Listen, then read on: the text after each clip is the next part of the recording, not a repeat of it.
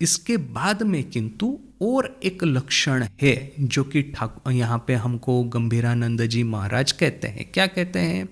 1885 ख्रीष्टाब्दे रथोयात्रा उपलक्षे बलराम भवने अवस्थानेर पोर, अर्थात कि 1885 की रथ यात्रा के उपलक्ष्य में ठाकुर ने बलराम भवन में निवास किया था, रहे थे। इसके बाद में दक्षिणेश्वरे फिरियातीनी श्री माँ के चतुर्थो आर एकटी लखोण बोलिया छिले। बलराम भवन में रुके थे ठाकुर रथ यात्रा उत्सव के उपलक्ष्य में 1885 के। उसके बाद में जब वो दक्षिणेश्वर वापिस आए उस समय उन्होंने श्री माँ को और एक चतुर्थ लक्षण कहा था। क्या ये चतुर्थ लक्षण था? जोखोन देखबे अधिक लोक एके देवो ज्ञाने मानबे, श्रद्धा भक्ति करबे तोखोन जानबे एर अंतर्धानेर समय होए ऐसे छे। जब देखोगी कि बहुत लोग इसको, ठाकुर तो अपनी ओर मैं ऐसा करके तो कहते नहीं थे, ये ऐसा करके कहते थे, तो अपनी खुद की ओर इशारा करके कहते हैं इसको, यानी उनको खुद को, उनको देव ज्ञान है, उनको श्रद्धा भक्ति करेंगे, उनको देवता मानेंगे, देवता ज्ञाने श्रद्धा भक्ति करेंगे, तब जानना कि इसके अंतर्धान का समय आ गया है। ये जो अपने को मैं नहीं करके ये ऐसा जो थर्ड पर्सन में जो ठाकुर पुकारते थे, इसके बारे में भी ठाकुर मथुर बाबू एक बार ठाकुर को कहते हैं कि अरे बाबा आपको ये सब करने की क्या ज़रूरत है। ठाकुर ने और किसी को ऐसा करके करते हुए देखा था कि मैं ऐसा नहीं कह के अपने को सेकंड पर्सन में बुलाएंगे, ये मैंने ऐसा करके अपनी ओर इशारा करके कहेंगे इसको, अपने को नहीं इसको, ऐसा करके थर्ड पर्सन में अपने को एड्रेस करेंगे। तो ठाकुर ने और किसी को, एक साधक को ऐसा करते हुए देखा था, तो ठाकुर ने उसको देखा देखी उन्होंने भी ऐसा करना शुरू कर दिया कि मैं नहीं बोल के करेंगे इसको, इस देह को, इस एक खोलटा, ठाकुर वो जो ब्राह्मण समाजियों के सामने कहता है ना, खोल अर्थात की आवरण, तो ये इस आवरण का ऐसा करके वो कहते थे जिससे कि अहंकार ना हो जाए। मैं ऐसा जितनी भी बार मैं कहूँगा उतनी ही बार मेरा अहंकार बढ़ता रहेगा, घमंड बढ़ता रहेगा। तो ये अहंकार त्याग करने की साधना के रूप में ठाकुर ये मैं नहीं करके इसको ऐसा ऐसा कहते थे। तो मथुर बाबू कहते हैं ठाकुर को, अरे बाबा, मथुर बाबू तो ठाकुर को बाबा करके पुकारते थे, अरे बाबा आपको ये सब करने की क्या जरूरत है, वो तो साधक है, वे लोग तो निम्न कक्षा के हैं, सामान्य साधक, वे लोग अपने को मैं नहीं कह के ये इसको ऐसा करके थर्ड पर्सन में पुकारे, वो उनके लिए ठीक है। आप तो इस आध्यात्मिक ऊंचाई पे आप सवार है, आपको ये सब करने की क्या जरूरत है। तो एनीवे ठाकुर सिर्फ साधना के रूप में ऐसा नहीं करते थे, सिद्धि प्राप्त हो जाने के बाद में सही में अपने देह के साथ में उनका संपर्क जो है वो टूट ही गया था। बस जैसे कि कॉन्शियसनेस ही रह गई है, ये मिट्टी का बना हुआ देह जैसे उसके साथ में कोई संपर्क ही नहीं है।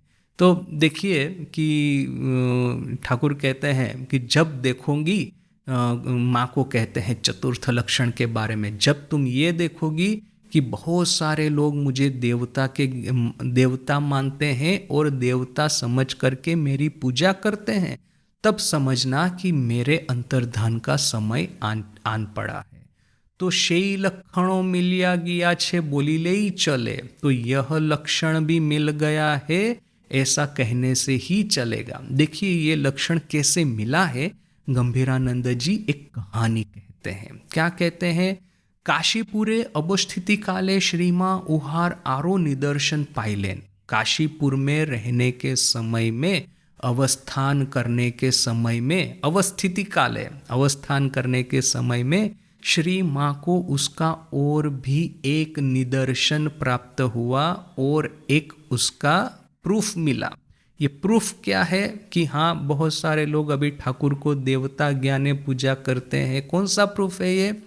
एक बार जोन को एक भक्तो मिष्टान्नादि लोइया दक्षिणेश्वर जाइया देखी लेन, एक बार कुछ भक्त मिष्टान्न वगैरह लेकर के दक्षिणेश्वर में जाकर के देखा, ठाकुर चिकित्सार्थे काशीपुरे चलिया गया छे, कि ठाकुर चिकित्सा के लिए, गले में कैंसर हुआ है उसकी ट्रीटमेंट के लिए काशीपुर में आ गए हैं। तखन ताहारा ठाकुरेर छबिर सामने ही भोग दिया, प्रसाद ग्रहण करिलेन। तब उन्होंने क्या किया, ठाकुर के फोटोग्राफ के सामने ही ये मिष्टान्न वगैरह जो लाए थे, मिठाई वगैरह, उसका भोग दे करके प्रसाद ग्रहण किया। देखिए, जनरली कोई जीवित व्यक्ति होता है, उसका फोटो हम इस तरह से माला वगैरह नहीं पहनाते। हम सबके घर में आपने ऑब्जर्व किया ही होगा, जब हमारे दादा दादी, नाना नानी वो जब जीवित होते हैं तब तो वो हम उनका फोटो कहीं पे टांगते नहीं है, किंतु जैसे ही उनका देहांत होता है, एक अच्छे से फ्रेम में सजा करके उनका फोटो दीवार पे टांगते हैं और बीच बीच में कभी हार भी पहनाते हैं। कभी कभी अपने नाना नानी, दादा दादी का फोटो कोई कोई अपने श्राइन जो है वहाँ पे भी रखते हैं, वो धूप अगरबत्ती भी करते हैं। किंतु इस तरह से फोटो को हम कब रिस्पेक्ट करते हैं, जबकि वो सदैव वर्तमान नहीं है। उस समय जब तक वो जीवित है, उनके फोटो को इस तरह से माला पहनाना या धूप अगरबत्ती करना वो अच्छा नहीं है, अपशुकन है। इसके बाद में हो सकता है कि उनका देहांत हो जाए। तो माँ के मन में भी इस बात को लेकर के कि ठाकुर जीवित है और ठाकुर के फोटोग्राफ के सामने में उन्होंने इस तरह से ये मिठाई धराई, मिठाई ऑफर की, जैसे कि ठाकुर का देहांत हो चुका है। और फिर जैसे ठाकुर के फोटो के सामने हम ये मिठाई वगैरह अर्पण ऑफर करते हैं, जैसे कि रामकृष्ण संघ के जितने भी मंदिर है, जहाँ पे भी रामकृष्ण के भगवान रामकृष्ण के भक्त वो रहेंगे, वहाँ पे ठाकुर के फोटो की पूजा होती है। कुछ न कुछ, यदि अन्न भोग नहीं तो कुछ न कुछ मिठाई वगैरह तो अवश्य उनको ऑफर की जाती है। तो वो तो आज की बात है, जबकि ठाकुर अभी देह में सदैव वर्तमान नहीं है। ये पंच महाभूत के देह में अभी निवास नहीं करते, भक्तों के हृदय में रहते हैं। अभी आज की बात है। किंतु ठाकुर के रहते रहते ठाकुर के फोटो को इस तरह से मिठाई ऑफर करना, ये तो जैसे कि अपशुकन ही है। इसका अर्थ तो वही हुआ, ठाकुर ने जो चतुर्थ जो लक्षण बताया था कि जब बहुत सारे लोग मेरी देवता मान करके पूजा करें, तब समझना कि मेरे अंतर्धान का समय आ चुका है। तो वो जो ठाकुर ने बात बताई थी, तो वो बात जैसे कि बार बार सत्य हो रही है। ठाकुर जब पानी हाटी गए थे, हमको पता है कि इस घटना का भी हमने विशद रूप से डिस्कशन किया है, डिटेल में डिस्कशन किया है।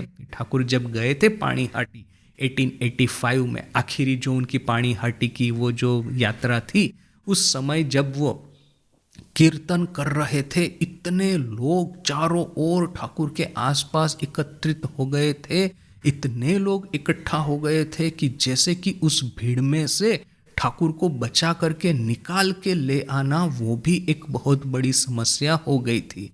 तो ऑलरेडी ठाकुर की यह जो आध्यात्मिकता का प्रभाव चारों ओर फैल ही रहा है। देखिए, किसी ने ठाकुर को कहा कि ये केशव बाबू ने अपने न्यूज़पेपर में आपके बारे में लिख दिया है। तब ठाकुर चमकित होकर के बोल उठे, शेकी छापिए देवा, शेकी लिखे देवा। मैंने ये क्या छाप दिया मेरे बारे में, ये क्या मेरे बारे में लिख दिया। ठाकुर चमकित हो गए थे। तो उस समय हमको सहज रूप से लगेगा कि अरे ठाकुर तो प्रसिद्धि के खिलाफ ही है, इस अर्थ में कि नेम और फेम अननेसेसरी नहीं बढ़ना चाहिए। तो बोल करके ठाकुर को शायद ये बात का थोड़ा सा ये एजिटेटेड हो गए होंगे, चमकित हो गए होंगे। किंतु देखिए कि ये बात को पढ़ करके और इसके पीछे का एक रीज़न पता चलता है कि जब बहुत सारे लोग ठाकुर को देवता के रूप में पूजा करना शुरू करेंगे, तब फिर उनका देह रहेगा नहीं। और ये केशव बाबू के साथ में जो घटना हुई, केशव बाबू ने उनके बारे में अपने समाचार पत्रों में लिखना शुरू किया। उस समय तो ठाकुर के अंतरंग भक्तों का आगमन प्रारंभ भी नहीं हुआ था। तो देखिए कि ठाकुर सहज है कि माने स्वाभाविक है कि ठाकुर चमकित हो गए होंगे। तो देखिए मैंने कॉन्ट्राडिक्शन यही है कि यदि उनके नाम का प्रचार केशव बाबू नहीं करते, केशव सेन नहीं करता, तो फिर ये ठाकुर के अंतरंग भक्त जो है, ये जो सब लड़के, यंग लड़के में नरेन, राखाल, शशि, शरद वगैरह, उन लोगों को ठाकुर के बारे में हो सकता है कि इतना टाइम पे जानकारी नहीं मिलती, टाइम पे वे लोग ठाकुर के पास न आते, ऐसी भी तो एक संभावना है। तो यानी कि देखिए कि ऑलरेडी ये सिस्टम गेम हो चुका है। ऑलरेडी जैसे ही साधना समाप्त हुई, जैसे ही षोडशी पूजा समाप्त हुई, ठाकुर की name and fame Keshav Sen के माध्यम से फैलना शुरू हो ही गई थी। उसके बाद में बस अब ये टिकिंग टाइम बॉम्ब पता है ना, कि ये वो मूवीज में हम देखते हैं ना टाइम बॉम्ब, वो टाइम सेट करके रखते हैं, 1 मिनट ऐसा टाइम सेट करके रखा है, अभी वो काउंटडाउन चालू हो गया है, अभी वो हीरो को वहां से बच के निकलना है, वो विस्फोट हो उससे पहले, तो वो जितना जोर हो सके उतना वहां से भागने का प्रयास करता है। तो ये टिकिंग टाइम बॉम्ब, तो जैसे ही ये केशव सेन ने ठाकुर की प्रसिद्धि प्रारंभ की, वो रिवर्स काउंट या तो काउंट डाउन स्टार्ट हो ही गया था। अभी ये पूरा it is a race against the time, समय के खिलाफ अभी ये पूरा युद्ध ही है कि कब ये अंतरंग भक्त आना शुरू हो जाए, कितना जल्दी ठाकुर उनको शिक्षा देना शुरू कर दे और कितना जल्दी उनका मिशन जो है समाप्त हो जाए, क्योंकि अभी ये काउंटडाउन समाप्त होने को ही आया है। तो ये जिस दिन से ये केशव ने ठाकुर के बारे में न्यूज़पेपर वगैरह में लिखना शुरू कर दिया था, उसी दिन से जैसे कि ये काउंटडाउन स्टार्ट हो ही गया था। उसके बाद में it was only a race against the time कि क्या पहले होता है, ठाकुर की महासमाधि पहले हो जाएगी न कि फिर ये भक्तों का आना और फिर उनका शिक्षण, उनका ट्रेनिंग, उनका चरित्र गठन, उनका आध्यात्मिक जीवन का गठन पहले होगा, बाद में ठाकुर देह त्याग करेंगे। तो वो एकदम पूरे वो कांटे की टक्कर थी। ऑफ कोर्स ठाकुर तो लीलाधीश है, लीला है उनके अधीन में, तो वो काउंटडाउन को कितनी ही बार रिसेट कर सकते हैं यदि वो चाहे तो। किंतु अभी जो समय है काशीपुर का, नरेन भी तैयार हो गया है, माँ भी तैयार हो गई है, राजा महाराज भी अभी तैयार हो गए हैं, ठाकुर को जो करना था वो हो चुका है बोल करके अभी काउंटडाउन को रिसेट करने की कोई आवश्यकता नहीं, बस अभी महासमाधि सामने ही है। तो फिर यहाँ पे देखिए कि एक संवाद पाइया, यह समाचार पाकर के, ठाकुर तो उस समय काशीपुर में थे और पता चला दक्षिणेश्वर में कुछ भक्तों ने जाकर के फोटो के सामने ये भोग अर्पित कर दिया है, नैवेद्य अर्पित किया है। तो ये संवाद पाकर के, समाचार पाकर के ठाकुर बोलिया छिलेन, ठाकुर ने कहा था ओरा माँ काली के भोग निवेदन ना करे छवि के केनो दिले। वे लोग माँ काली को भोग निवेदन न करके छवि अर्थात कि फोटोग्राफ को क्यों दिया। अभी वो अपना फोटो, मेरा फोटो ऐसा नहीं कहते, किंतु हमको समझ लेना है कि उन्होंने भक्तों ने माँ काली को भोग निवेदन नहीं करके ठाकुर के फोटो के सामने क्यों निवेदन किया। अकल्याण होइबे भाबिया श्रीमा प्रभृति शकले भीतो होइलेन। अकल्याण होगा सोच करके श्री माँ वगैरह जितने भी भक्त है भयभीत हो गए। इहा देखिया ठाकुर बोली लेन, किंतु माँ को जब भयभीत होती हुई जब ठाकुर ने देखा तो ठाकुर ने क्या कहा, ओगो तुमरा किशु भेबो ना, अरे तुम लोग ऐसा कोई चिंता मत करना। ये ओगो ठाकुर का जो स्पेशल है अरे तुम लोग ये सब चिंता मत करना, एर पोर घरे घरे हमार पूजा होबे, इसके बाद में घर घर मेरी पूजा होगी। मायरी बोल छी बापान तो दिब्बी, कसम से, बाप की कसम से कह रहा हूँ। देखिए ठाकुर, ये जो ग्राम्य भाषा जो थी ठाकुर की कभी कभी असंस्कृत लगती है, खास करके जब लीला प्रसंग की लैंग्वेज इसके साथ में कंपेयर करते हैं तो। किंतु देखिए कि ये जो अपने हृदय से ठाकुर बोलते हैं ना, तो ये संस्कृत वाणी है, ये असंस्कृत वाणी है, ऐसी सब चिंता ठाकुर नहीं करते हैं। इसलिए कहते हैं कसम से कहता हूँ, बाप की कसम, वहाँ तक वो मैं जाकर के कहता हूँ। तो देखिए कि ये एक बहुत बड़ा रिवेलेशन है रामकृष्ण भावधारा के प्रवाह में। देखिए कि अभी तक जो था कि हाँ ठाकुर साधक थे बोल करके उन्होंने साधना की, ऐसा एक जनसाधारण में था। उसके बाद में जैसे ठाकुर के पास में ये लोग जो आना शुरू हो गए, तो उसमें खास करके ये जो अपना गिरीश घोष है, गिरीश घोष के आने के बाद में ना मामला जैसे कि संपूर्ण रूप से पलट गया है। केशव सेन ने ठाकुर का प्रचार किया, वो उसको देख कर के ही मैंने केशव सेन के ठाकुर के प्रचार, उनके प्रवचन या तो न्यूज़पेपर आर्टिकल को देख कर के ही ये ज़्यादातर जो ठाकुर के अंतरंग थे वे लोग ठाकुर के पास में आए थे। मास्टर महाशय स्वयं ब्राह्मो समाज में आना जाना करते थे, और वैसे तो सिद्धू बोल करके उनका ये जो कजिन है वो उनको लेके आया था दक्षिणेश्वर प्रथम बार, किंतु मास्टर महाशय को ऑलरेडी ठाकुर के बारे में पता ही था। तो ये ब्राह्म समाज के साथ में जुड़े हुए लोगों का ठाकुर के पास में आगमन, जुड़े हुए या तो फिर वहाँ पे आउट ऑफ क्यूरियोसिटी आना जाना जो लोग करते थे, उन सबका ठाकुर के पास में आगमन केशव के प्रचार की वजह से हुआ। किंतु वो क्या था कि एक ठाकुर संत महापुरुष है, जैसे कि एक अद्भुत आध्यात्मिक अनुभूति संपन्न एक महापुरुष है, वहां तक तो सब चलता था। किंतु ठाकुर वही राम और कृष्ण का ही अवतार, वही जैसे कि परम सनातन नारायण परम पुरुष स्वयं पृथ्वी पे अवतरित हुए हैं पूरी पृथ्वी का आध्यात्मिक उद्धार करने के लिए, वो तो कंप्लीटली नया लेवल है, एक कंप्लीटली नई तरह का एक पूरा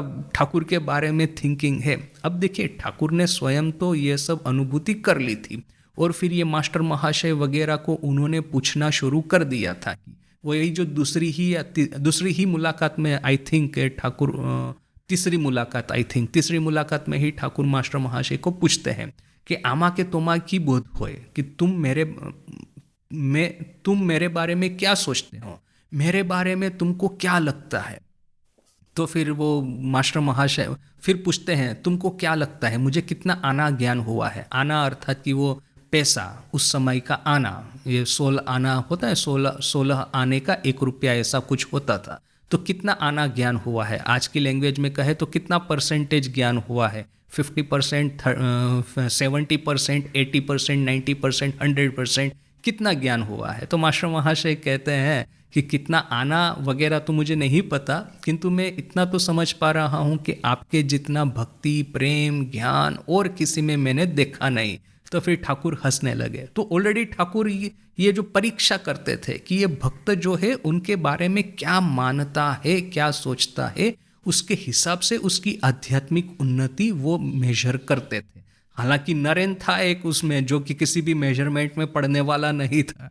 नरेन का ठाकुर पे आखिरी तक वो जो एक संदेह रहा, किंतु नरेन की कैटेगरी अलग है। नरेन जो करता था, कहता था, वो करके दिखाता था। तो उसका जो प्रचंड त्याग था वही तो उसका सबसे बड़ा एसेट था। किंतु ये जो गृहस्थ जितने भी भक्त है जो कि काम कांचन का संपूर्ण त्याग नहीं करने वाले हैं, करने की क्षमता नहीं है, तो फिर उनके साल्वेशन का क्या उपाय है, उनकी मुक्ति का क्या उपाय है। तो उनकी मुक्ति का उपाय है श्री रामकृष्ण को अवतार मान करके, अवतार के रूप में स्वीकार करके उनके श्री चरणों में मन प्राण समर्पित कर देना।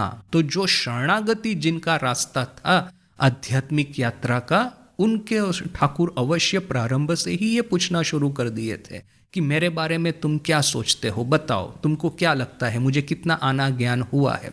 तो यही कथामृत में ये महिमा चरण वही मोस्ट प्रोबेबली है कि ठाकुर उसको कहते हैं कि अवतार के बारे में कुछ बताते हैं।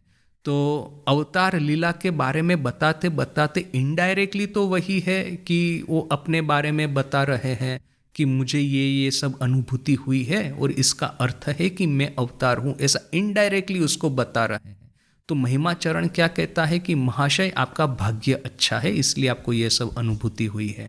ठाकुर कहते हैं कि स्त्री स्पर्श सपने में भी नहीं हुआ, तो ये अवतार छोड़ करके और किसी के जीवन में संभव ही नहीं है। तो ये महिमा चरण कहता है कि महाशय आपका भाग्य अच्छा है, तो इसलिए आपको ये सब हुआ है अनुभूति। तो उस समय मास्टर महाशय कहते हैं, लिखते हैं स्पष्ट रूप से कि देखिए महिमा चरण जैसे कि जान करके भी अनजान बन रहा है, वो जानबूझ करके वो स्वीकार नहीं करना चाहता कि हाँ ठाकुर कोई सामान्य महापुरुष संत नहीं है, अवतार स्वयं है। तो ये ठाकुर अवतार है, ये स्वीकार करना, ये जो लोग काम कांचन में पड़े हैं, जिनका भक्ति मार्ग, शरणागति मार्ग जिनकी मुख्य साधना है, उनके जीवन में ये जो मेजरमेंट यही है कि वे लोग कहाँ तक पहुँचे हैं। तो ठाकुर को कितना परसेंटेज ज्ञान हुआ है, ठाकुर कितने पानी में है, वो जब वे लोग उसका ये मेजरमेंट, वो कहेगा कि ठाकुर को 20% नॉलेज ज्ञान हुआ है, अर्थात कि वो 20% ही पहुँचा है। कोई कहेगा ठाकुर सही में अवतार है। अभी ये मुंह से बोलने से तो होगा नहीं। ये जो एक कहानी है, एक ब्राह्मण भक्त के घर पे ठाकुर बैठे हैं, तो उनका पड़ोसी आकर के ठाकुर के साथ में वार्तालाप कर रहा है, प्रश्न कर रहा है। तो प्रश्न के बाद प्रश्न करता जा रहा है। अब ये जो पड़ोसी था वो सब जज था, वो सब जज अर्थात कि उस समय की एक प्रेस्टिजियस एडमिनिस्ट्रेटिव पोजीशन। तो वो ठाकुर को प्रश्न के बाद प्रश्न कर रहा है, तो वो जो पड़ोसी था, और ठाकुर भी बड़े आनंद से उसका उत्तर दे रहा है, तो ये पड़ोसी था वो भी थोड़ा सा नाराज हो गया। उसको ऐसा लगा कि ये सब जज है, तो गवर्नमेंट ऑफिसर है, तो अपना बड़ाई दिखा रहा है ठाकुर को प्रश्न करके, प्रश्न के बाद प्रश्न करके। तो वो सब जज को कहता है ये पड़ोसी, अरे भाई तुम मान लो ना, बिना मतलब क्यों प्रश्न करते हो। तो साथ में ही ठाकुर नाराज हो गए, साथ में शेखी, मैंने नेवा, मैंने ये क्या बोल रहे हो, सिर्फ मैंने आंख बंद करके स्वीकार कर लेना, ये कौन सी बात हुई। तो वो बेचारा जो ऐसा बोला था, वो आदमी लज्जित हो गया, शर्मिंदा हो गया। तो ये झूठ मूठ का स्वीकार करना नहीं, किंतु सही सही में अपने हृदय में से जब आता है कि हाँ ठाकुर को 100% ज्ञान हुआ है, ठाकुर अवतार है, तो उसका अर्थ ये है कि अपनी आध्यात्मिक यात्रा में वो एक लेवल पे आ चुका है। उसके बाद में अभी ये ऑटो पायलट पे गाड़ी चलेगा। ठाकुर को जितना गाइड करना था ठाकुर ने कर दिया, अभी उसका गाड़ी ऑटो पायलट पे चलेगा। तो ये ठाकुर को फिर वे भरोसा होगा। तो देखिए कि ठाकुर के जितने भी संतान थे, भक्त संतान, सबके हृदय में ये जो ठाकुर एक सिर्फ महापुरुष संत नहीं है, एक अवतार है। ये ठाकुर की बीमारी जो प्रारंभ हुई, तब से ये दो डिवीजन स्टार्ट हो गए थे। किंतु ये जो पूरा मामला जो है ना, उसने मैंने चल रहा था बैकग्राउंड में, सब कुछ धीरे धीरे करके चल रहा है। एकाएक ये गिरीश घोष कहाँ से आ गया और भरे बाजार में उसने ये हांडी फोड़ दी। भरे बाजार में उसने जैसे ये डिक्लेयर कर दिया, और पूरे अपनी जो राक्षसी शक्ति थी, उसकी ये जो भैरव सम, उसकी जो बुद्धिमत्ता थी, सब लेकर के वो आर्ग्यूमेंट कर रहा है कि ना ठाकुर अवतार ही है। ठाकुर भी आश्चर्यचकित के मास्टर महाशय को कहते हैं, देखो देखो इसकी भक्ति देखो, इसका विश्वास देखो। मास्टर महाशय भी आश्चर्यचकित कि उनको खुद को इतने दिन लगे, 81 से आ रहे हैं 85, एटलीस्ट उनको 4 साल लगे हैं ठाकुर को अवतार के रूप में स्वीकार करने को। ये गिरीश घोष है, 3-4 मुलाकात में ही उन्होंने ठाकुर को अवतार बोल करके प्रचार प्रसार भी करना शुरू कर दिया है। तो ये कौन सी बात हुई। तो देखिए कि गिरीश घोष के आने के बाद में ना मामला एकदम पलट जाता है।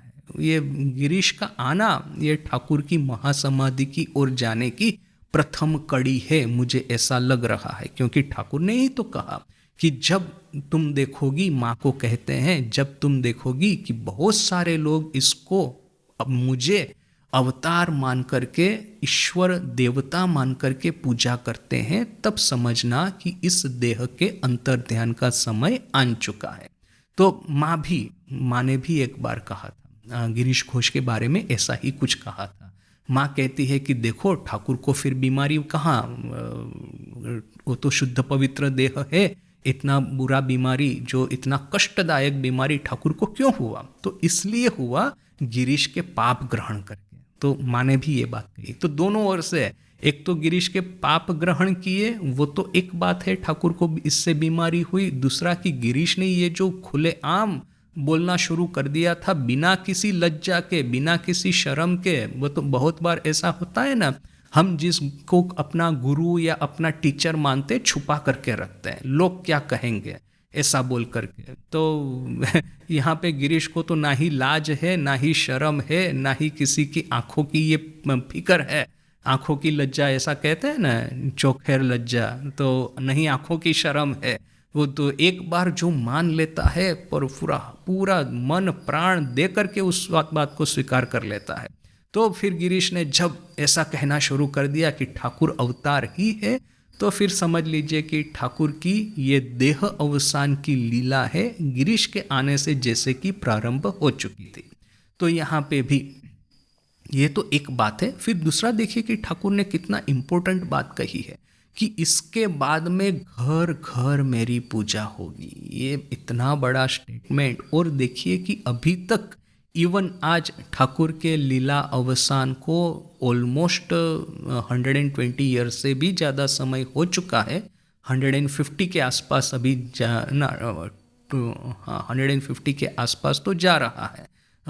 तो इतना लंबा जो समय हुआ है, किंतु अभी भी देखिए कि ठाकुर के भक्तों की संख्या बाकी सब संप्रदाय को देखते हैं उसके कंपेयर में तो बड़ी अल्प ही है, कम ही दिखती है। तो देखिए कि स्वामी जी ने तो कहा है कि 1500 साल तक ये मिशन चलने वाला है। यानी कि ये जो ठाकुर की भविष्यवाणी है कि मैं बाप की कसम दे करके कहता हूँ कि घर घर मेरी पूजा होगी, वो समय तो जैसे कि अभी भी नहीं आया। कंपेयर टू काशीपुर, काशीपुर में जो ठाकुर थे उसके कंपेयर में आज ठाकुर के भक्तों की संख्या बहुत बढ़ गई है। ये बात तो सच है, किंतु जितना होना चाहिए वो अभी नहीं हुई। तो अभी भी हमारे सामने देखिए कि रामकृष्ण संघ का, श्री रामकृष्ण के अवतारत्व का एक सुवर्ण युग आने वाला है। और वो जो सुवर्ण युग प्रारंभ होगा, स्वामी जी ये बाबूराम महाराज को कहते थे कि मेरे लड़के तो अभी आए नहीं है, वो आएंगे तब देखना क्या धमाल खड़ी करते हैं। तो ये मेरे शिष्य, तो स्वामी जी को ठीक ठीक समझ करके स्वामी जी ठाकुर माँ के संदेश को अपने हृदय में उतार करके अपना जीवन परिवर्तित करके इस संसार को मजा की कुटिया में परिवर्तित करने के लिए, वो जो राम प्रसाद का गीत कि ये संसार धोकार टाटी, ये संसार जो है धोखे की ये है, धोखा ही धोखा है इस संसार में। तो वो जो आजू गोसाई हमने वो डिस्कस किया था, वो है कि उसने कहा कि ये संसार मजार कुटी आमी खाई दाई मजा लूटी। तो ये संसार है मजे की कुटिया, मैं खाऊंगा पीऊंगा और आनंद करूंगा। तो ये संसार को मजे की कुटिया में परिवर्तित करने के लिए ये जो इनके संतानगण है वो तो आने वाले हैं भविष्य में। और फिर रामकृष्ण संघ, रामकृष्ण भावधारा का सही सुवर्ण युग उस समय प्रारंभ होगा। तो यहाँ पे देखिए कि ठाकुर ने अपने पिताजी की कसम देकर के कहा है कि घर घर मेरी पूजा होगी।